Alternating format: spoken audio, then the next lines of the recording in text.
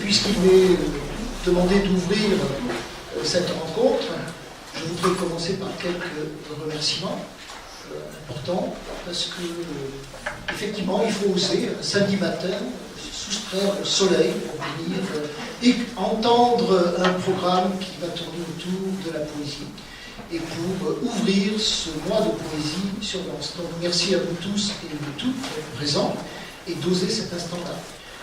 Je tiens à remercier aussi tous les partenaires qui sont présents dans cette action, qui est une action fédératrice, coordonnée avec de nombreux amis. Je ne vais pas tous les citer, mais ils se reconnaîtront. Merci bien entendu à la médiathèque pour son accueil, pour son travail de fond, j'y reviendrai. Et puis, merci, monsieur le maire, d'être présent parmi nous aujourd'hui, de nous soutenir dans cette insurrection poétique qui est ô combien nécessaire. Merci à tous les conseillers municipaux et adjoints présents. Et nous sommes très heureux de voir que la poésie rencontre un tel écho. Je vais donc ouvrir la séance par quelques mots qui cadrent l'action telle que nous l'avons ressentie et vécue. Je dirais tout simplement que nous sommes ici pour redonner à la poésie son visage. Car si l'on écoute la façon dont on traite ce mot, notamment dans les médias, on se rend compte que les clichés abondent. On emploie le nom poésie ou l'adjectif poétique quand une situation est doucereuse, gentillette, bucolique, campagnarde, alors c'est poétique. Le coucher de soleil est poétique. Si en plus elle présente une nuance tantinée, mièvre et larmoyante, alors là elle est vraiment poétique. Jamais on ne parle de poésie urbaine, jamais, ou alors il y a d'autres clichés qui surgissent. Dieu sait ce qu'on dit sur les poètes et la réputation qu'ils ont. Poète, vos papiers, disait Léo Ferré. Alors, se créent comme ça des ghettos dans le langage courant. Et on fait croire que la poésie n'a rien à voir avec le réel. Elle est un frisson, petit frisson factice, que l'on s'offre quand on n'a plus rien d'autre à faire, vraiment. Alors que, et c'est notre credo, la poésie est essentielle à la vie de nous tous, par nature et par fonction. Alors que la vie est essentielle à notre vie collective. On impose, nous subissons tous les jours des discours officiels qui nous écrasent et qui tentent de formater notre pensée par l'intermédiaire du langage. L'homme parle, il sait écrire, c'est une victoire qu'il a constituée, mais comme toutes les victoires, elle peut être détournée. Et on impose ainsi à nos esprits des idées, des images qui constituent des représentations fabriquées du monde et qui, finalement, ternissent notre relation directe au monde. Les mots officiels font écran entre la vie et nous. Nous sommes envahis par des normes qui sont autant d'œillères mutilantes, d'autant plus mutilantes qu'il nous arrive d'oublier ces œillères, d'oublier que nous portons des œillères. Et nous allons ainsi, nous pensant libres, alors qu'on nous pense, qu'on pense pour nous. Et ces discours tuent notre spontanéité, nos sentiments, notre sensibilité même, puisque nous en arrivons à n'être plus que des sujets cérébraux, pensant dominer le monde par notre vision conceptuelle. La vraie vie est ailleurs. Nous avons la faiblesse de croire que la vraie vie se situe dans les passions, la colère, la révolte, les moments d'intense émotion, les émerveillements. Et la poésie a pour but, c'est là son insurrection, de nous amener à redécouvrir cette richesse émotionnelle qui est en nous et qui échappe à tout pouvoir, y compris à celui de la langue officielle.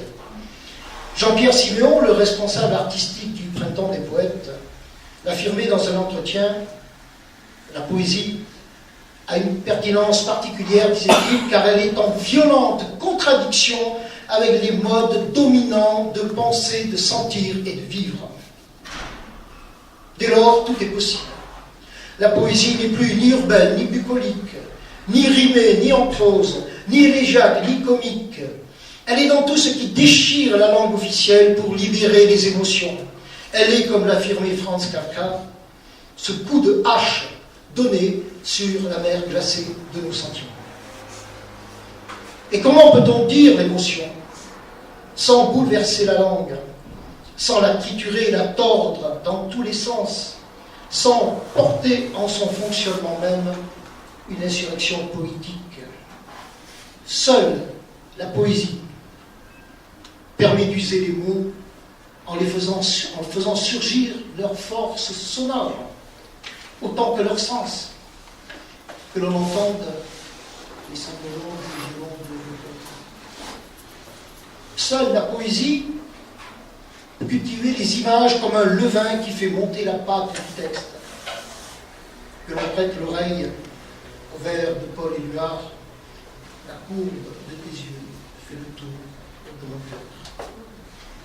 Et la poésie seule installe dans le cours des mots la notion de rythme, souvent portée par le délire que l'on écoute, Maïakovski, ici présent. Votre pensée qui rêvasse sur votre cervelle ramollie, tel un laquais obèse sur sa banquette graisseuse, je m'en vais l'agacer d'une loque de mon cœur sanguinolent et me repaître à vous persifler, insolent et caustique.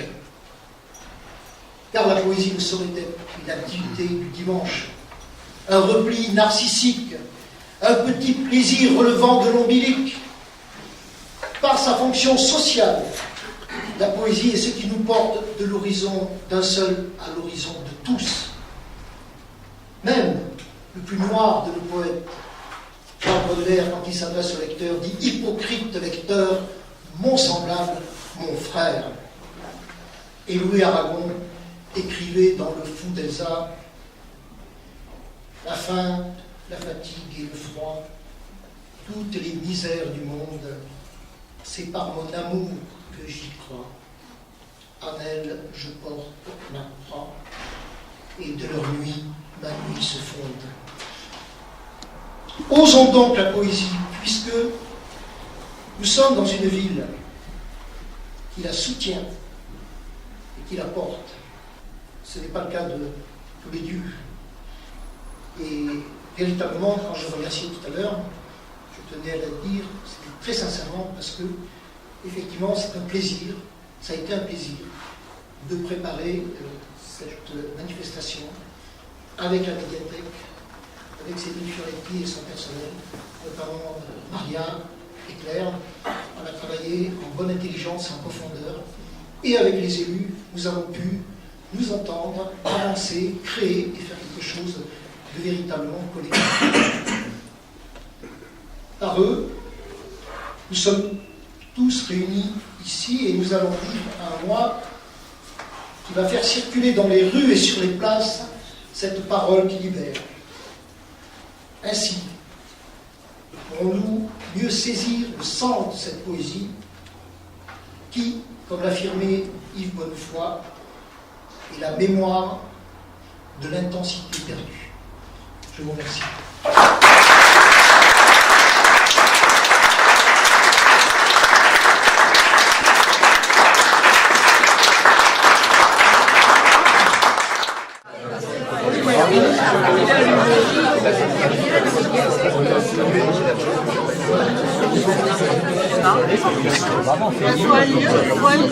Parce que